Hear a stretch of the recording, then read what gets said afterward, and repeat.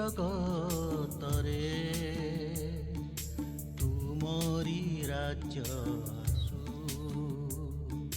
ପ୍ରାର୍ଥନା ପଦେ ତୁମ ଏହି ଜଗତରେ ତୁମରି ରାଜ୍ୟ ଆସୁ, ତୁମରି ରାଜ୍ୟ ଆସୁ।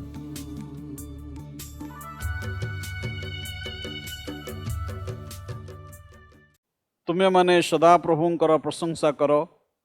ସରଳ ଲୋକଙ୍କ ସଭାରେ ଓ ମଣ୍ଡଳୀ ମଧ୍ୟରେ ମୁଁ ସର୍ବାନ୍ତକରଣ ସହିତ ସଦାପ୍ରଭୁଙ୍କୁ ଧନ୍ୟବାଦ ଦେବି। ସଦାପ୍ରଭୁଙ୍କ କାର୍ଯ୍ୟ ସକଳ ମହତ୍, ଯେଉଁମାନେ ତହିଁରେ ସନ୍ତୁଷ୍ଟ ସେମାନେ ତା ସବୁ ଅନୁସନ୍ଧାନ କରନ୍ତି। ତାଙ୍କର କ୍ରିୟା ସମ୍ଭ୍ରମ ଓ ଗୌରବ ସ୍ୱରୂପ ଓ ତାଙ୍କର ଧର୍ମ ଅନନ୍ତକାଳ ସ୍ଥାୟୀ। ସେ ଆପଣା ଆଶ୍ଚର୍ଯ୍ୟ କର୍ମ ସବୁ ସ୍ମରଣ କରାଇଅଛନ୍ତି। ସଦାପ୍ରଭୁ କୃପାମୟ ଓ ସ୍ନେହଶୀଳ। ସେ ଆପଣା ଭୟକାରୀମାନଙ୍କୁ ଆହାର ଦେଇଅଛନ୍ତି। ସେ ସଦାକାଳ ଆପଣା ନିୟମ ସ୍ମରଣ କରିବେ। ସେ ନିଜ ଲୋକମାନଙ୍କୁ ଅନ୍ୟ ଦେଶୀୟମାନଙ୍କ ଅଧିକାର ଦେଇ ଆପଣା କର୍ମର ପ୍ରଭାବ ସେମାନଙ୍କୁ ଦେଖାଇଅଛନ୍ତି। ତାଙ୍କ ହସ୍ତର କର୍ମ ସକଳ ସତ୍ୟ ଓ ନ୍ୟାଯ୍ୟ, ତାଙ୍କର ବିଧି ସକଳ ଅଟଳ। ଆମମାନଙ୍କର ପରିତ୍ରାଣକର୍ତ୍ତା ପ୍ରଭୁ ଖ୍ରୀଷ୍ଟଙ୍କ ନାମରେ ଆପଣମାନଙ୍କୁ ସମସ୍ତଙ୍କୁ ଖ୍ରୀଷ୍ଟୀୟ ପ୍ରେମ ନମସ୍କାର ସହିତ ଆଜିର ଏହି ପବିତ୍ର ପ୍ରାର୍ଥନା ସଭାକୁ ସ୍ୱାଗତ ଜଣାଇ ପ୍ରଭୁଙ୍କର ପବିତ୍ର ମା ନାମର ଧନ୍ୟବାଦ ହେଉ ଯେ ପ୍ରଭୁ ଆଜି ଆମମାନଙ୍କୁ ପୁଣି ଥରେ ଏହି ସୁଯୋଗ ଦେଲେ ଆଉ ଆମମାନଙ୍କୁ ଏହି ପ୍ରାର୍ଥନା ସଭାରେ ଯୋଗ ଦେଇ ତାଙ୍କ ନିକଟରେ ପ୍ରାର୍ଥନା କରିବା ପାଇଁ। ପ୍ରଭୁ ତାଙ୍କ ଲୋକମାନଙ୍କୁ ଚାହାନ୍ତି ଯେପରି ସେମାନେ ପ୍ରାର୍ଥନା କରନ୍ତୁ। ଆସନ୍ତୁ ଆମମାନେ ଆଜିର ଏହି ପ୍ରାର୍ଥନା ସଭାକୁ ଆମମାନେ ପ୍ରାର୍ଥନାର ସହିତ ଆରମ୍ଭ କରିବା। ଆସନ୍ତୁ ପ୍ରାର୍ଥନା କରିବା।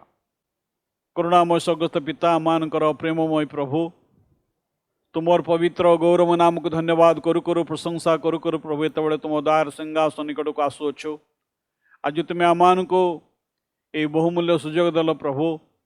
ହଁ ପ୍ରଭୁ, ତୁମରି ଚରଣ ନିକଟକୁ ଆସି ପ୍ରାର୍ଥନା କରିବା ପାଇଁ। ହଁ ପ୍ରଭୁ, ତୁମେ ଏ ପ୍ରକାର ପ୍ରାର୍ଥନାକାରୀମାନଙ୍କୁ ଚାହିଁଥାଅ ଯେଉଁମାନେ ପ୍ରଭୁ ଆତ୍ମାରେ ଏବଂ ସତ୍ୟତାରେ ତୁମର ଉପାସନା କରିବେ। ହେ ପ୍ରିୟ ପ୍ରଭୁ, ତୁମେ ତୁମ ଲୋକମାନଙ୍କୁ ଆହ୍ୱାନ ଦେଇ କହିଥାଅ ତୁମ ନିକଟରେ ପ୍ରାର୍ଥନା କରିବା ପାଇଁ। କାରଣ ଆଜି ବିଶ୍ୱାସୀ ଭାବରେ ପ୍ରଭୁ ତୁମେ ଆମମାନଙ୍କୁ ଯେଉଁ ବିଶେଷ ସୁଯୋଗ ଦେଇଛ ପ୍ରଭୁ ତୁମକୁ ଡାକିବା ପାଇଁ ଏବଂ ପ୍ରଭୁ ତୁମର ଆଶୀର୍ବାଦକୁ ଜୀବନରେ ପାଇବା ପାଇଁ। ପ୍ରିୟ ପ୍ରଭୁ, ଆଜିର ପ୍ରାର୍ଥନା ସଭାକୁ ଆମମାନେ ପ୍ରଭୁ ତୁମ ନିକଟରେ ସମର୍ପଣ କରୁଛୁ। ଆମମାନଙ୍କର ଦେହ ମନ ଆତ୍ମାକୁ ସମର୍ପଣ କରୁଛୁ। ଯେତେବେଳେ ପ୍ରଭୁ ଆମ ସମସ୍ତଙ୍କୁ ଆଜି ଆଶୀର୍ବାଦ କର। ଏହି ପ୍ରାର୍ଥନା ସଭାରେ ଯୋଗ ଦେଇଥିବା ପ୍ରତ୍ୟେକ ଭାଇ ଭଉଣୀମାନଙ୍କୁ ଆଶୀର୍ବାଦ କର। ସମସ୍ତଙ୍କର ପ୍ରଭୁ ପ୍ରାର୍ଥନା ତୁମେ ଶୁଣ। ପ୍ରଭୁ ଯେତେବେଳେ ଏହି ଉପାସନାର ଆରମ୍ଭରୁ ଶେଷ ପର୍ଯ୍ୟନ୍ତ ପବିତ୍ର ଆତ୍ମାଙ୍କର ଦିବ୍ୟ ଚାଳନାରେ ଆମ ସମସ୍ତଙ୍କୁ ପରିଚାଳିତ କର। ଏହି ପ୍ରାର୍ଥନା ଯୀଶୁଙ୍କ ନାମରେ ଉତ୍ସର୍ଗ କରୁଅଛୁ, ଆମେନ୍। ଆସନ୍ତୁ ଆମମାନେ ପ୍ରଭୁଙ୍କର ପ୍ରଶଂସା କରୁ କରୁ ଆମମାନେ ଗୋଟେ ଗୀତ ବୋଲିବା। ଯୀଶୁ ଖ୍ରୀଷ୍ଟ ନାମ ତରି ତଇଁ ଚଢ଼ି ହୁଅ ମନ ପାରିହେ। ଉପାସନାର ଗୀତ, ପୁରୁଣା ଗୀତ। ଆସନ୍ତୁ ଆମମାନେ ସେ ଗୀତ ବୋଲିବା, ଯୀଶୁ ଖ୍ରୀଷ୍ଟ ନାମ ତରି। ଆଉ ସେ ଗୀତ ବୋଲି ଆମମାନେ ପ୍ରଭୁଙ୍କର ଆରାଧନା କରିବା।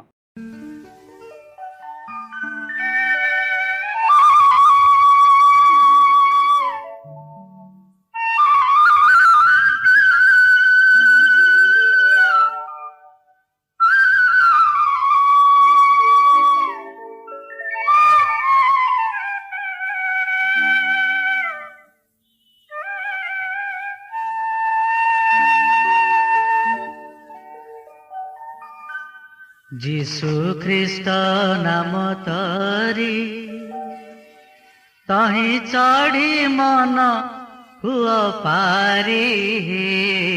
যিশু খ্রিস্ট নাম তরি তহি চড়ি মন হুয় পারি। যিশু খ্রিস্ট নাম তরি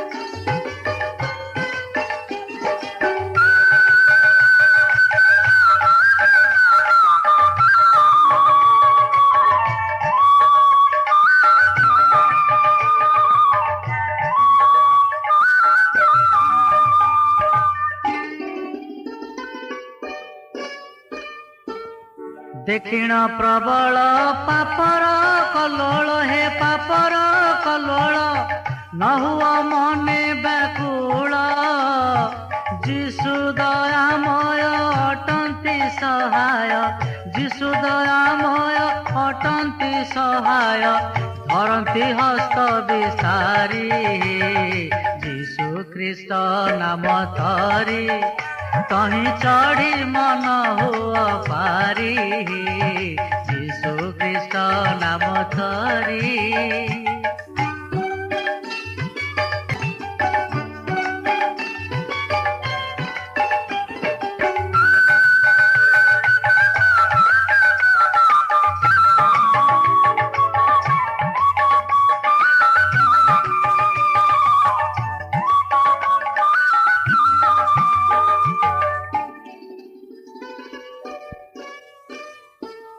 ତାହାଙ୍କ ନିକଟେ ଯିବାର ନିମନ୍ତେ ହୋ ଯିବାର ନିମନ୍ତେ ନାହିଁଟି ସଙ୍କଟ ଭୟ ବିନା ମୂଲ୍ୟେ ତରି କରୁଛନ୍ତି ପାରି ବିନା ମୂଲ୍ୟେ ତରି କରୁଛନ୍ତି ପାରି ବସିଥାଇ ଭବ ଘାଟେ ଯୀଶୁ ଖ୍ରୀଷ୍ଟ ନାମ ତରି कहीं चढ़ी मन हुआ पारी जीशु ख्रीष्ट नाम धरी।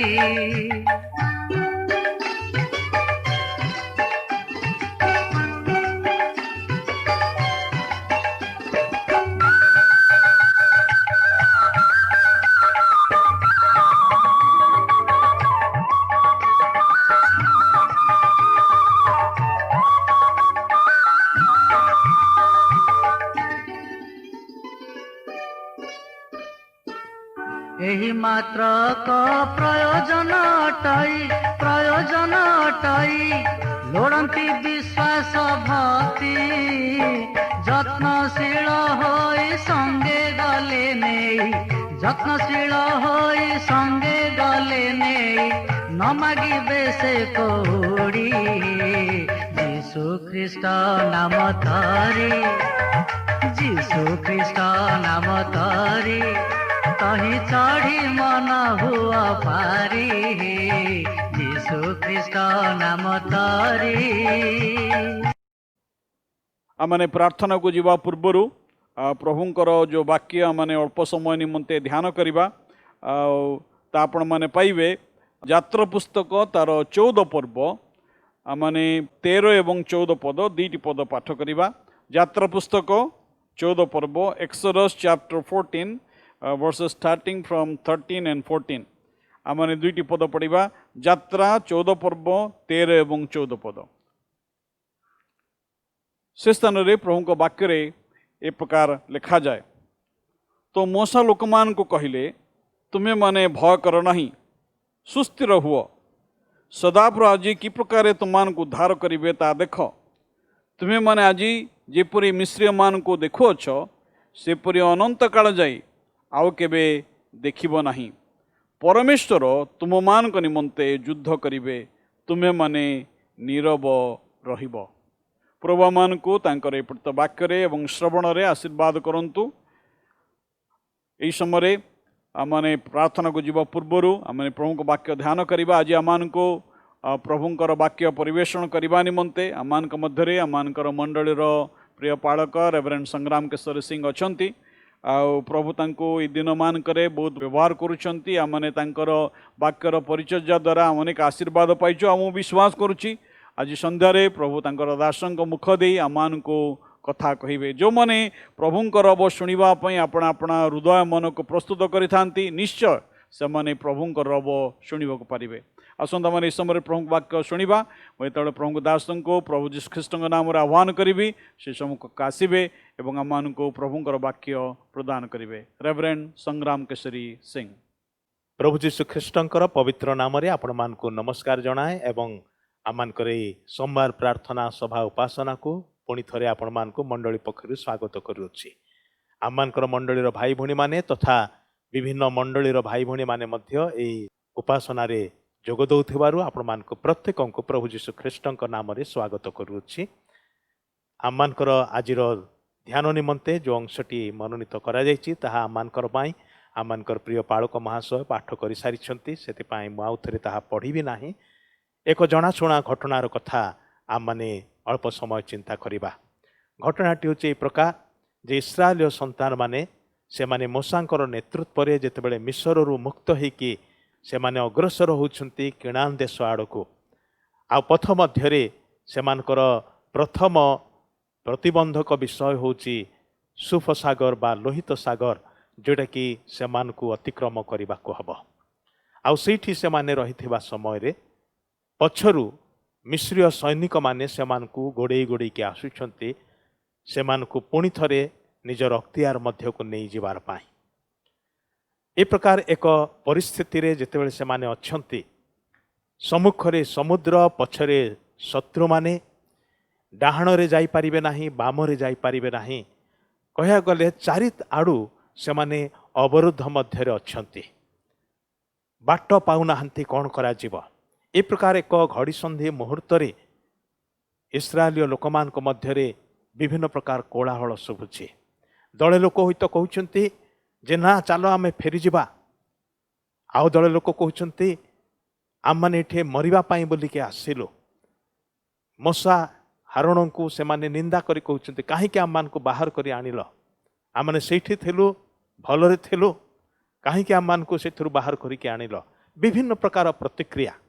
ଆଉ ସେ ପ୍ରକାର ସମୟରେ ଯେତେବେଳେ କି ମନୁଷ୍ୟ ଭାବରେ ସେମାନେ ଚାରିଆଡ଼ୁ ଅବରୁଦ୍ଧ ଅବସ୍ଥାରେ ଅଛନ୍ତି, ଚାରିଆଡ଼ୁ ସମସ୍ୟା ଛଡ଼ା କିଛି ଦେଖାଯାଉ ନାହିଁ, ବିପଦ ଏବଂ ମୃତ୍ୟୁ ଛଡ଼ା ଆଉ କିଛି ଦେଖାଯାଉ ନାହିଁ। ଆଗକୁ ବଢ଼ିଲେ ସମୁଦ୍ରରେ ବୁଡ଼ି ମରିବେ, ପଛକୁ ଫେରିଲେ ଆଉ ଶତ୍ରୁମାନଙ୍କର ଖଡ଼ଗ ଏବଂ ବର୍ଚ୍ଛା ଦ୍ୱାରା ସେମାନେ ମୃତ୍ୟୁବରଣ କରିବେ। ଡାହାଣକୁ ଦୌଡ଼ିକି ଯାଇପାରିବେନି କି ବାମକୁ ଦୌଡ଼ିକି ଯାଇପାରିବେ ନାହିଁ। ସେ ପ୍ରକାର ଏକ ସଙ୍କଟ କାଳରେ କ'ଣ କରିବେ?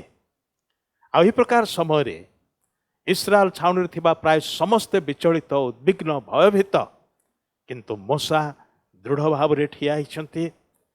ଯେଉଁ ସଦାପ୍ରଭୁଙ୍କର ଆଜ୍ଞା ମାନିକି ସେ ଇସ୍ରାଏଲୀୟ ଲୋକମାନଙ୍କୁ ବାହାର କରିକି ଆଣିଅଛନ୍ତି, ଆଉ ସେମାନଙ୍କୁ ଅବଶିଷ୍ଟ 40 ବର୍ଷର ନିମନ୍ତେ ସେ ପଥ କଢ଼େଇ ନେବେ, ନେତୃତ୍ୱ ଦେବେ। ଆଉ ସେ ମୋଶା ସେଇ ସଦାପ୍ରଭୁଙ୍କ ଛାମୁରେ ଠିଆ ହୋଇଛନ୍ତି। ହୋଇପାରେ ତାଙ୍କ ମନରେ ମଧ୍ୟ ସେଇ ପ୍ରକାର ପ୍ରଶ୍ନ ସବୁ ଉଠୁଥିବ ଯେ ମୁଁ କ'ଣ ଭୁଲ ଡିସିସନ୍ ନେଲି କି? ଆମମାନେ କ'ଣ ଭୁଲ ପଦକ୍ଷେପ ନେଲୁ କି? ମୁଁ ଭାବୁନି ତାହା ସେ ଭାବିଥିବେ ପରା, ଏଇଟା କେବଳ ମୁଁ ଅନୁମାନ କରୁଛି। କିନ୍ତୁ ମୁଁ ଭାବୁଛି ଅପରପକ୍ଷରେ ମୋଶା ନିଶ୍ଚିନ୍ତ ଭାବରେ ସେ ସଦାପ୍ରଭୁଙ୍କ ଛାମୁରେ ଠିଆ ହୋଇଛନ୍ତି। ସେ ଜାଣନ୍ତି ଯେ ତାହାଙ୍କର ପରମେଶ୍ୱର ଜୀବିତ, ତାହାଙ୍କର ପରମେଶ୍ୱର ସମର୍ଥ, ଯିଏକି ଗତ ଦିନମାନଙ୍କରେ, ଗତ ମାସମାନଙ୍କରେ ହୁଏତ ସେ ମିଶର ଦେଶରେ ଏତେ ବଡ଼ ବଡ଼ କାର୍ଯ୍ୟ ସାଧନ କରିଅଛନ୍ତି, ଅଲୌକିକ କାର୍ଯ୍ୟ ସବୁ ସାଧନ କରିଅଛନ୍ତି। ଏବଂ ଯେଉଁ ପରମେଶ୍ୱର ଗୋଟିଏ ରାତ୍ରିରେ ସମୁଦାୟ ଇସ୍ରାଏଲ ମଣ୍ଡଳୀକୁ ମୁକ୍ତ କରିକି ବାହାର କରି ଆଣିଅଛନ୍ତି, ସେହି ପରମେଶ୍ୱର ନିଶ୍ଚୟ କିଛି ଅସାଧ୍ୟ ସାଧନ କରିବେ। ଆଉ ସେଥିପାଇଁ ସେ ପ୍ରଭୁଙ୍କ ଠାରୁ ଅପେକ୍ଷାରେ ଅଛନ୍ତି। କ'ଣ କରାଯିବ? ସେମାନେ କେଉଁ ଦିଗରେ ମୁହାଁଇବେ? ପଛକୁ ଫେରିବେ ନା ସମ୍ମୁଖକୁ ଅଗ୍ରସର ହେବେ? ନା ଡାହାଣ ଆଡ଼କୁ ଗତି କରିବେ ନା ବାଁ ଆଡ଼କୁ ଗତି କରିବେ? ଈଶ୍ୱର କେଉଁ ଦିଗ ସେମାନଙ୍କୁ ଦେଖେଇବେ, ସେହି ବିଷୟରେ ସେ ଅପେକ୍ଷାରେ ଅଛନ୍ତି। ଆଉ ଇତିମଧ୍ୟରେ ଲୋକମାନଙ୍କର ବଚସା, ନିନ୍ଦା, ନାନା ପ୍ରକାର ମତାମତ ଓ କେତେ ଯେ ପ୍ରକାର ପ୍ରତିକ୍ରିୟାର ବିଷୟ ସବୁ, ଆଉ ସେ ସବୁ ବିଚଳିତ କରିବା ସ୍ୱାଭାବିକ ଅଟେ। ମାତ୍ର ମୋଶା ସଦାପ୍ରଭୁଙ୍କର ମୁଖକୁ ଅନେଇଛନ୍ତି ଯେ ସେ କ'ଣ କହିବେ, ଆଉ ତାହା ହିଁ କରାଯିବା ଦରକାର।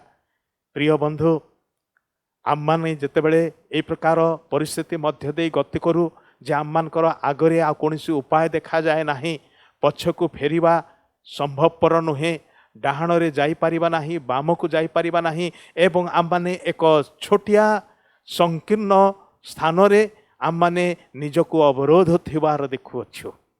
କୌଣସି ପ୍ରକାର ସିଦ୍ଧାନ୍ତ ନେବା ପାଇଁ ଉପାୟ ଜୁଟେ ନାହିଁ। ସବୁ ବିଫଳ ପରି ଲାଗେ, ଆଶାହରା ପରି ଲାଗେ, ଅନ୍ଧାରୁଆ ଲାଗେ। ସେ ପ୍ରକାର ପରିସ୍ଥିତିରେ ଆମେ କାହାର କଥା ଶୁଣିବା? କାରଣ ସେ ପ୍ରକାର ସମୟରେ ଅନେକ ଲୋକ ବାହାରିବେ ଯେଉଁମାନେ ନିଜ ନିଜର ମତାମତ ସବୁ ଦେବେ, ନିଜ ନିଜର ପ୍ରସ୍ତାବନା ସବୁ ଦେବେ, ନିଜ ନିଜର ପରାମର୍ଶ ସବୁ ଦେବେ। ଆଉ ବିଶେଷ ଭାବରେ ମନ୍ଦ ପରାମର୍ଶକାରୀମାନେ ମନ୍ଦ ପରାମର୍ଶ ନେଇକି, ମନ୍ଦ ମତାମତ ସବୁ ନେଇକି ଚାରିଆଡ଼ୁ ଘେରିଯିବେ। ଆଉ ସେତେବେଳେ ଆପଣ ଆହୁରି ଦ୍ୱନ୍ଦ୍ୱରେ ପଡ଼ିଯିବେ ଯେ କ'ଣ କରିବେ, କ'ଣ କରିବେ ନାହିଁ। ଆପଣ ଦ୍ୱନ୍ଦ୍ୱରେ ପଡ଼ିଯିବେ, କିଛି ହିଁ ଠିକ୍ ନିର୍ଣ୍ଣୟ ନେବା ସହଜ ହୁଏ ନାହିଁ। କିନ୍ତୁ ସେହି ପ୍ରକାର ସମୟରେ ଏହି ଘଟଣାରୁ ଆମମାନେ ଗୋଟିଏ ବିଷୟ ଶିକ୍ଷା କରୁଅଛୁ, ଯାହା ମୂଷା କରିଥିଲେ ଏବଂ ପରବର୍ତ୍ତୀ ସମୟରେ ଇସ୍ରାଏଲ ଲୋକମାନେ କଲେ, ତାହା ହିଁ ଆମମାନେ କରିବା ଦରକାର। ମୂଷା କ'ଣ କଲେ? ସେ ସଦାପ୍ରଭୁଙ୍କର ମୁଖକୁ ଅନେଇଲେ, କାରଣ ସେ ଜାଣିଥିଲେ ତାହାଙ୍କର ସାହାଯ୍ୟ ସଦାପ୍ରଭୁଙ୍କ ଠାରୁ ଆସେ। ସେ କଥା ମଧ୍ୟ ଜାଣିଥିଲେ ଯେ ସେ ସର୍ବପରିସ୍ଥ ପରମେଶ୍ୱରଙ୍କର ଡେଣା ତଳେ ଆଶ୍ରୟ ନେଇଅଛନ୍ତି, ଆଉ ସେହି ପରମେଶ୍ୱର କେବେ ବି ଏମାନଙ୍କୁ ବିପଦରେ ଠେଲିଦେବେ ନାହିଁ। ବିପଦରୁ ଉଦ୍ଧାରକାରୀ ପରମେଶ୍ୱର ଯେ ସବୁକିଛି କରିପାରନ୍ତି, ଯାହାଙ୍କ ପାଇଁ କୌଣସି ବିଷୟ ଅସାଧ୍ୟ ନାହିଁ, ସେହି ଈଶ୍ୱରଙ୍କ ଛାମୁରେ ସେମାନେ ଅଛନ୍ତି। ଆଉ ସେଇଥିପାଇଁ ମୂଷା ତାହାଙ୍କ ଆଡ଼କୁ ଅନେଇଛନ୍ତି ଯେ ସଦାପ୍ରଭୁ କ'ଣ କହିବେ ଏ ପ୍ରକାର ପରିପ୍ରେକ୍ଷୀରେ। ଆଉ ଯାହା ସେ ପ୍ରଭୁଙ୍କ ଠାରୁ ଶୁଣିଲେ ତାହା ହିଁ ଇସ୍ରାଏଲୀୟ ଲୋକମାନଙ୍କୁ କହିଲେ। ତେବେ ଏ ପ୍ରକାର ପରିସ୍ଥିତିରେ ଭୀରୁତା କ'ଣ କରେ? ଭୀରୁତା ଆସି ଆପଣଙ୍କ କାନ ପାଖରେ କହେ ଯେ ନା ନା ନା ନା, ଆଉ କିଛି କରାଯାଇପାରିବ ନାହିଁ, ଏହା ହେଉଛି ଉପାୟ ଶୂନ୍ୟ ଅବସ୍ଥା, ଆଉ ସେଥିପାଇଁ ଆଗକୁ ବଢ଼ିପାରିବୁ ନାହିଁ, କ'ଣ କରିବୁ ତୁ? ସେ ଆସି କହିବ ଯେ ନା, ଏଇଠି ତୋର ସରିଯିବ, ଆଉ କୌଣସି ଆଶା ନାହିଁ, ତୁ ଏଇଠି ପଡ଼ିକି ମର। ନୈରାଶ୍ୟ ହତାଶା ଆସି କହେ, ସେ କ'ଣ କହେ?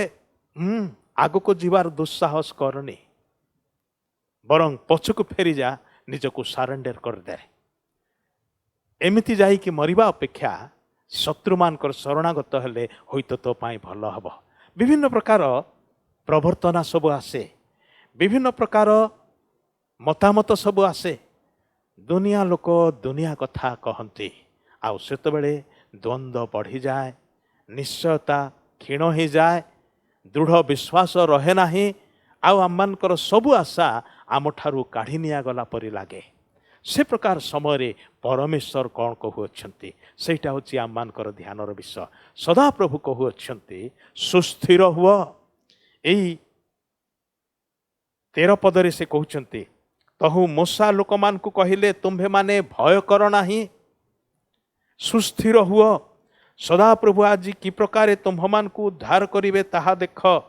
ତୁମ୍ଭେମାନେ ଆଜି ଯେପରି ମିଶ୍ରୀୟମାନଙ୍କୁ ଦେଖୁଅଛ, ସେପରି ଅନନ୍ତ କାଳ ଯାଏ ଆଉ କେବେ ହେଁ ଦେଖିବ ନାହିଁ।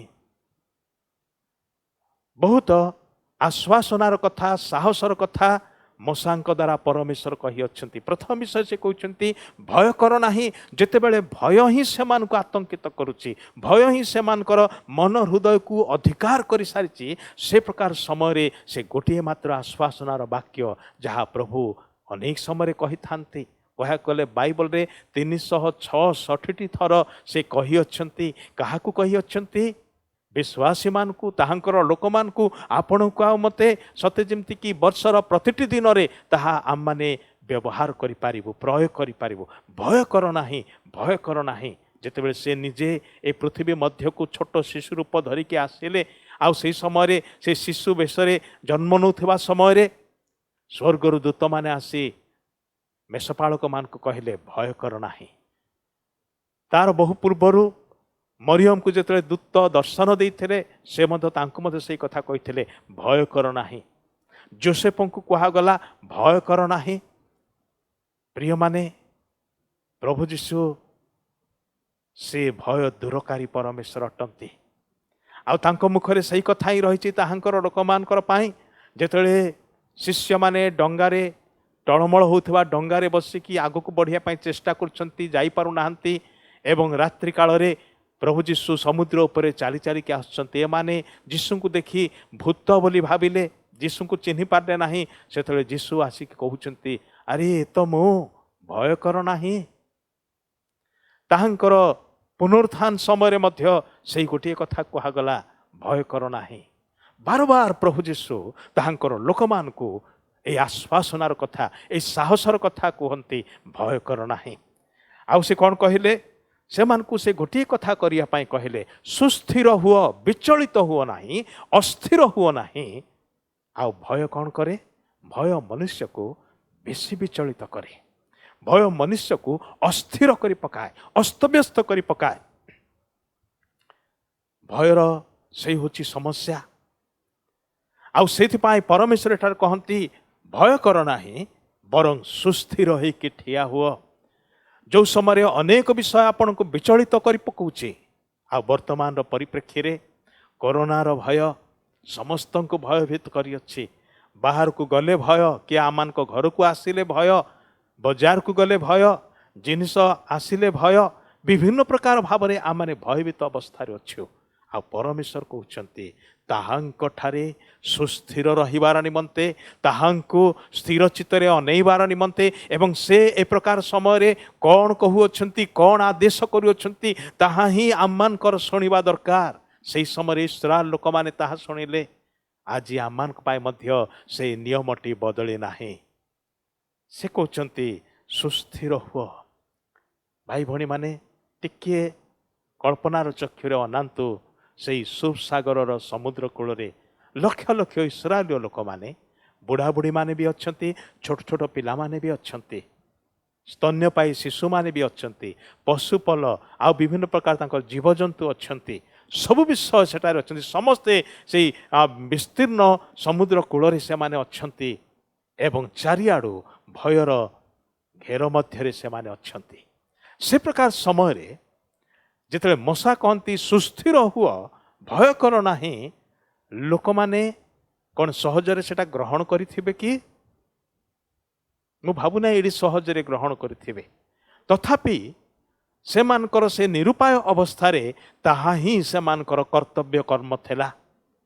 आ अवश्य से माने ताहा ही कले। कारण से कुहागला सुस्थिर हुआ सदा प्रभु आज कि प्रकार तुम्हमान को उद्धार करिवे ताहा देख। एवं तार परवर्ती पदरे कहा जाइछि सदा प्रभु तुम्भमान निमंते युद्ध करिवे, सेथिपाई तुम माने केवल नीरव रुह, किछि करिवा दरकार नाही किंबा किछि विचलित हबार आवश्यक नाही। ए प्रकार परिस्थिति रे नीरव हुआ, प्रभुंक आड़क ना प्रभुंक ठारे भरोसा रख एवं सुस्थिर हुआ। निजर विश्वास निजर भरोसा रे ईश्वर ठारे स्थिर चित्त हुआ। कारण सुस्थिर हेले ताहांकर शांति एवं ताहांकर परित्राण आमारे देखि पारिबा। आ इस्राएल लोक माने ताहा ही करूअछन्ते। से माने कि प्रकार भावरे ईश्वरंकर ए आदेश को मानुअछन्ते। आ तद्वारा अलौकिक कार्य घटुची जहाँ से माने स्वप्न रे मध्य केबे भाभी नथिले, केबे चिंता करे नथिले एवं जीवन रे केबे भी देखि नथिले, जहाँ केबे हेई नथिला। ए प्रकार एक विषय से मानकर आखि आगरे घटुअछि। आ से माने निजे सेथि ताहाको अनुभव करिकि जाउअछन्ति। ओ कि प्रकार जीवन, कि प्रकार मुहूर्त टिके कल्पना करी देखंतु। आपण किंबा मु जदि सेही स्थान रे थांते आम माने केते एक्साइटेड हेई जायथंतु नहे कि जे आखि आगरे समुद्र दुई भाग रे विभक्त हो जाउची। आखि आगरे सते जेंती राजपथ खोली जाउची। आ परमेश्वर आदेश करूछंती अग्रसर हुआ। ईश्वर निजे अग्रसर हुअन्ते ताहांकर सैन्य बाहिनी को, ताहांकर लोक मान को अग्रसर हबार निमंते आज्ञा करंती। किंतु अग्रसर हबा पूर्वरु ताहांक सम्मुखरे सुस्थिरता को से आदेश करंती, सुस्थिर हुआ। भाई भणी माने आम माने जदि प्रथम विषयटा करना हो द्वितीय विषय करि पारिबा नाही। प्रथमे ताहांक छामुरे सुस्थिर हबार आवश्यकता रही। गीत 46 पर्व कहा जाइछि ज्ञात हुआ आम्भे परमेश्वर एहा ज्ञात हुआ।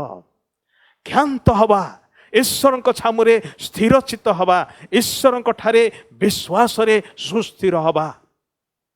विश्वास रे टळमळ हेले, विचलित हेले ताहा कार्य दब नाही, ताहा कौनसी काम रे आसीबो नाही, ताहा आम्मानकर भय को दूर करिबो नाही, आम्मानकर चिंता को उणा करिबो नाही, बरं ताहा बढ़ेई दब। द्वंद्व बढ़ी जीव, आम माने अनिश्चित हो जीवो एवं भय आतंक रे परिपूर्ण हबो। सेथिपाई प्रथम विषय परमेश्वर कहंती तुमे मोठारे सुस्थिर होइकि रुह। प्रभु जीशु सही कथा ही तांको शिष्य मान ठारू आशा करथिले, मोठारे स्थिर होइकि रुह, मोहर वाक्य तो मान कठारे रहू, मु आउ पिता तो मान कठारे वास करूछु। विचलित हवा दरकार नाही। तम भितरे जे अछि बाहरी जे अछि ता ठारू से महान अटंती। भाई भणी माने एते विषय आम पाई अछि, तथापि काहेकि बेले बेले आम माने एते विचलित हो जाओ। एते भयभीत हो जाओ कहीं बेले बेले आम मैंने एते चिंतित हो पड़ू उपाय शून्य हो पड़ू बाट पाऊना अथच से परमेश्वर बाट को प्रस्तुत करके रखी अच्छा जो आम आखि आगे जो समुद्रटी बाट बंद कर रखि देखा जाउछि सही समुद्र को से घुंचई दौरान दुई भागरे विभक्त कर दौरान प्रिय माने बड़ा आश्चर्य घटना से दिन घटेला मिस्र जेतिकी आश्चर्य घटना घटी ताठारु आहुरी अति बड़ आश्चर्य घटना एवं परमेश्वर से मान को स्पष्ट भाव में कहीदेले आज तुम ये जो शत्रु मान को देखुअछ एपरी से मान को आउ केबे देखिब नाही भाई भणी माने आम मानकर जीवनर युद्धरे आम माने जो आश्वासनार विषय को ए निश्चयतार विषय को आम माने ग्रहण करने दरकार जितेबले परिस्थिति अति जटिल क्लेशदायक निरुपाय अवस्था मध्य को आम मान को भिड़ी निए से समय परमेश्वर कौन कहूँगी सेटा आम मान बांछनीय विषय हो सेटा आम मान जीवन में अग्राधिकार पाऊ ईश्वर आदेश को आम मैंने से समय मानिबा अमुक सम्मुखर नुहे ए प्रकार की निजर सुविवेचन आउजी पड़ा ना आउ से प्रकार परिस्थिति रे आम मानकर सुविवेचना मध्य आम मान को कहब ओ तोते किछि करबा दरकार सबु विषय पाई ईश्वर आड़ को अनेले कौन हम प्रभु कौन तोते ज्ञान दे ना प्रभु तोते कौन पाई ज्ञान देइछन्ते से ज्ञान को व्यवहार करिया दरकार सत कथा ज्ञान को व्यवहार करिया निमंते देइछन्ते मात्र जो वाक्य आम को ज्ञान को व्यवहार करिया कथा कह जाउछि सेही वाक्य मध्य निज सुविवेचना रे आउजी पड़ नाही बोली कह जाइछि भाई भणी माने समस्त परिस्थिति रे समस्त अवस्था रे ईश्वर को एवं से कहूथबा कथा को प्रायोरिटी दियंतु देखिबे आपणक जीवन रे बाट नथिबा जगार बाट फिटिब पथ उन्मुक्त करिब एवं आश्चर्य विषय सब आपणक जीवन रे घटिब कारण आमानकर परमेश्वर ताहा करिबा को समर्थ अटंती आउ सेथिपाई इस्राएल लोक माने ताहा ही कले से माने सुस्थिर हेले विचलित हेले नाही से मान पाखरे खंडा नथिला फेरी युद्ध करिवार निमंते आउ सेथिपाई से माने सुस्थिर होइक रहिले एवं ईश्वर प्रति दृष्टिपात कले कारण से कहा जायछि सदा प्रभु आज की प्रकार भाव रे तुम मान को उद्धार करिवे देख जिसा 45 अध्याय रे परमेश्वर एक कथा कहते 22 पदरे हे पृथ्वीस्थ प्रांतस्थ समस्ते आंभ आड़ को अनाई परित्राण प्राप्त हुआ सदा प्रभु को अनेले परित्राण अच्छी सदा प्रभु को अनेले मुक्ति अच्छी सदा प्रभु को अनेले उपाय अच्छी समाधान अच्छी प्रभु जीशु सेटा ही चाहती आपण मो ठारू आम मानकर आत्मिक चक्षु आम मानकर आंतरिक चक्षु आम मानकर विश्वासर चक्षु केवल ताहांको अनै थाओ आउ जो पर्यंत ताहांको ठारे आम मानकर चक्षु लाखी रहिथिबो सेई पर्यंत आम माने पानी उपरे मध्य चली परिबा ढेउ उपरे मध्य चली परिबा ढेउ रूप सब समस्या उपरे आम माने अतिक्रमी जाई परिबा कारण आम मानकर आगरे आम मानकर प्रभु अछंती सेई प्रभुंकर आदेश होउची अग्रसर हुआ जेतले आम माने प्रभुंकर कथा मानु सबु परिस्थिति रे एवं ताहांठारे विश्वास रे स्थिर रहू आउ सेतेबेले प्रभुंकर आदेश जे प्रकार की आउ एठारे 15 पदरे कहा जाउची अनंतर सदा प्रभु मूसा को कहिले तुम्भे आंभं को काहेकि डाकुअछ इस्राएल संतान गण को कुह से माने अग्रसर हुअन्तु लोक माने पछरे थाई कहते अरे आगे समुद्र अच्छी आम मैंने केमती अग्रसर हवा समुद्र बाट खोली दौची अग्रसर हुआ विश्वासर पाद आग को बढ़ेले बाट फिटी जाए प्रिय माने जिहोसियों समय मध्य से प्रकार ही घटी यात्रार शेष भाग में जिते से माने आउ से माने जर्दन पार हवा को जाऊ अच्छी बन्या जल रे आच्छन्न होता जर्दन मध्य दुई भाग में विभक्त हो जाउची जिते विश्वासर पाद सेठारे पड़ुची जाजक मानकर पाद जल को छुईबा मात्रे जल दुई भाग में विभक्त है प्रिय माने से परमेश्वर आज भी अच्छी आजिर परिस्थिति जेते आम मान को अणनिश्वासी करी पकौना कहीं आम मानकर परमेश्वर आम मान को कहूअछन्ते ताहांक ठारे सुस्थिर हवा से जहा कहूअछन्ते ताहाकु मानिबा ଏବଂ ସେ କରୁଥିବା ଆଶ୍ଚର୍ଯ୍ୟ ଅଦ୍ଭୁତ ଉଦ୍ଧାରର କାର୍ଯ୍ୟକୁ ଦେଖିବା। ସେ ଯେଉଁ ବାଟ ଫିଟାଉଛନ୍ତି ସେଇ ବାଟରେ ତାହାଙ୍କର ଆଜ୍ଞା ମାନି ଅଗ୍ରସର ହେବା। ପ୍ରଭୁ ଆମମାନଙ୍କୁ ଏ ବାକ୍ୟ ଦ୍ୱାରା ଆଶୀର୍ବାଦ କରନ୍ତୁ।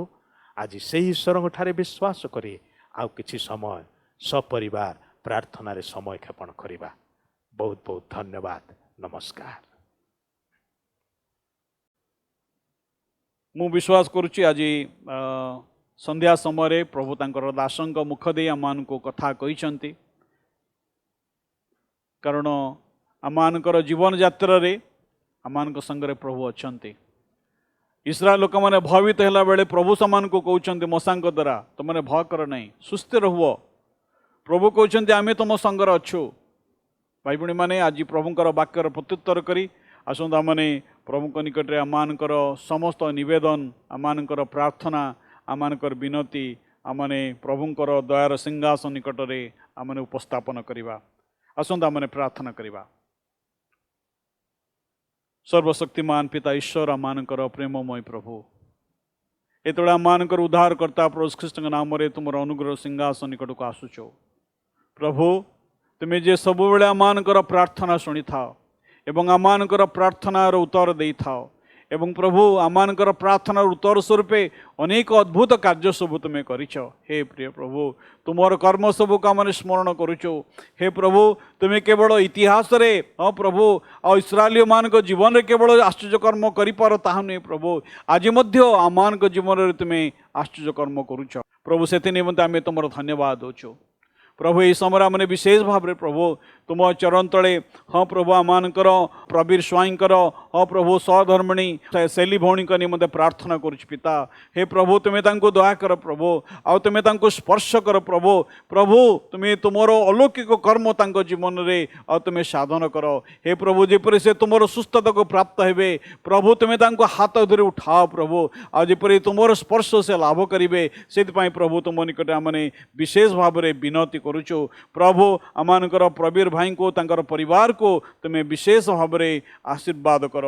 हे प्रिय प्रभु यही समय आम विशेष भाव में प्रभु आमर भौणी रोजालीन महांती निमंते प्रार्थना करुचु तुम्हें दया कर प्रभु एवं प्रभु तुम दिव्य सुस्थता तुम्हें प्रदान कर बोली प्रार्थना करुचु। एत प्रभु विशेष भाव में आमर भौणी मिनर्वा चांद को निमंते प्रार्थना करुचु। पिता प्रभु तुम दासी को तुम्हें दया कर स्पर्श कर। हे प्रभु डाक्तर माने तो चिकित्सा करती मात्र तुम्हें सुस्थता दवा परमेश्वर एत प्रभु तांको तुमरी हस्तर आम समर्पण करुचु। तुमर से अदृष्ट ओ प्रभु से रक्तरंगा हस्तर स्पर्श तुम्हें दियो जेपरी प्रभु से सुस्थता को लाभ करेंगे। प्रभु तुम्हें तांको करुणा कर बोली आमने एत विशेष भाव में प्रभु तुम निकट विनती करुचु प्रार्थना करुचु। हे दयामय स्वर्गस्थ पिता तुम्हें आम प्रार्थना शुण।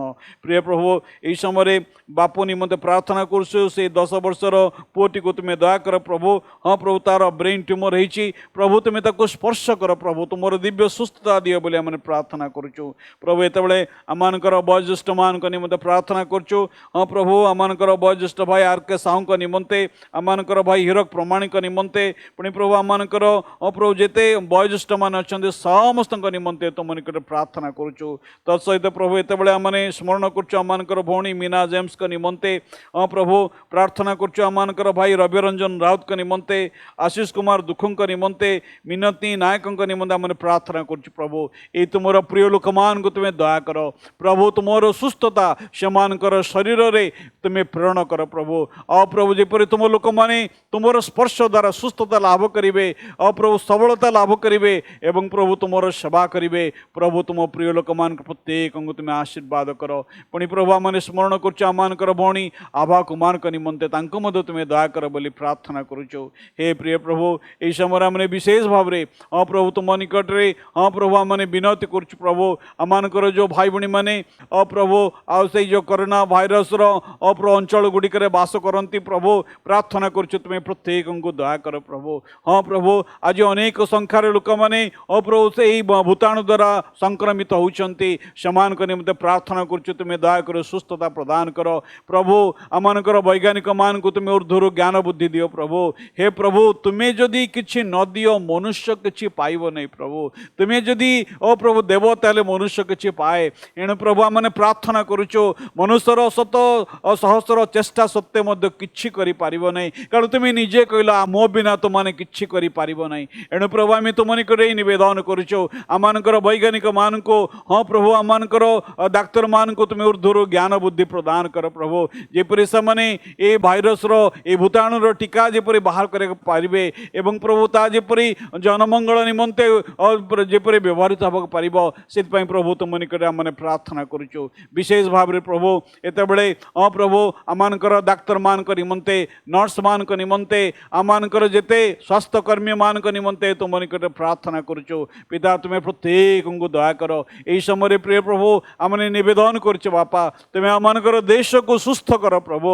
आमानकर देशर समस्त अभिशाप तुम्हें घुंचाओ प्रभु आमानकर देशर अप्रभु लोक मैंने केते अप्रभु क्षतिग्रस्त होचंती आज प्रभु अनेक समानकर चाकरी हरैछंती अनेक समानकर व्यवसाय अप्रभु समानकर मांदावस्था आसीची अनेक प्रभु आर्थिक समस्या अप्रभु खाइबा पीबार समस्या प्रभु ए प्रकार समस्या मध्य आमानकर देश गति कला बेले प्रभु तुम्हें आमानकर देश को स्मरण कर आमानकर राज्य को स्मरण कर प्रिय प्रभु यही समय आमने विशेष भाव में तुम निकट आमानकर हाँ प्रभु आ से गजपति जिला निमंते प्रार्थना करुचु से जिले में अनेक तुमर प्रिय लोक मैंने बास करती प्रभु हाँ प्रभु से जिले में प्रभु से ज्वर प्रभु ठंडा काश सर्दी सकाश अनेक मृत्यु मुखरे पड़ुचंती एवं प्रभु ये भाइरस मध्य प्रवेश करिछि प्रभु आमने प्रार्थना करुचु गजपति जिलार प्रत्येक भाई भणी मान को आशीर्वाद कर केवल गजपति नुहे प्रभु आ सारा ओडिशा को तुम्हें आशीर्वाद कर ओडिशार मंडली मान को तुम्हें आशीर्वाद कर ओडिशा रे प्रभु तुमर प्रिय लोक मान को तुम्हें तुमर सुरक्षार बलय मध्य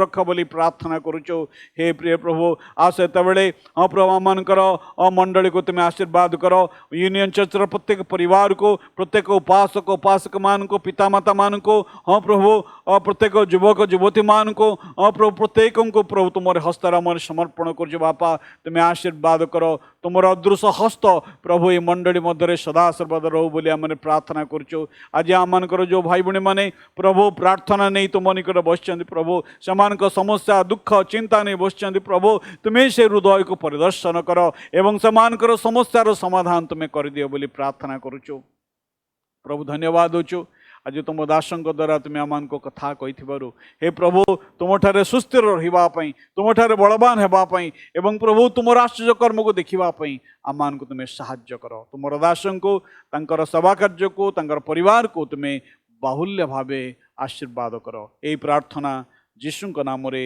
उत्सर्ग करुअछु आमेन।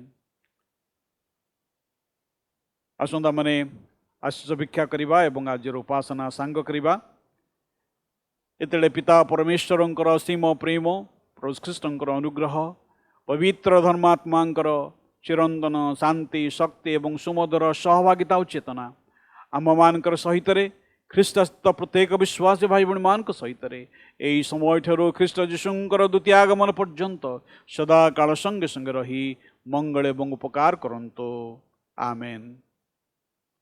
समस्त को नमस्कार ईश्वर आपण मान को आशीर्वाद करंतु आपण माने आउ अधिका किछि समय मध्य आपण मानकर गृह रे आपण प्रार्थना क्षेपण करि परिबे।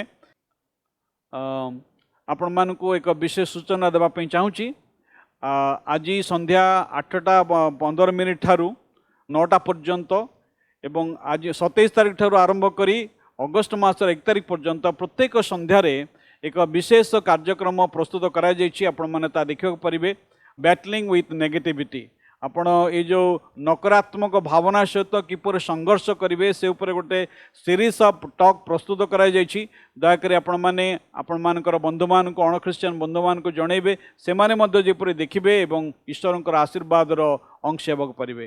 प्रभु आम समस्त को आशीर्वाद करंतु। धन्यवाद।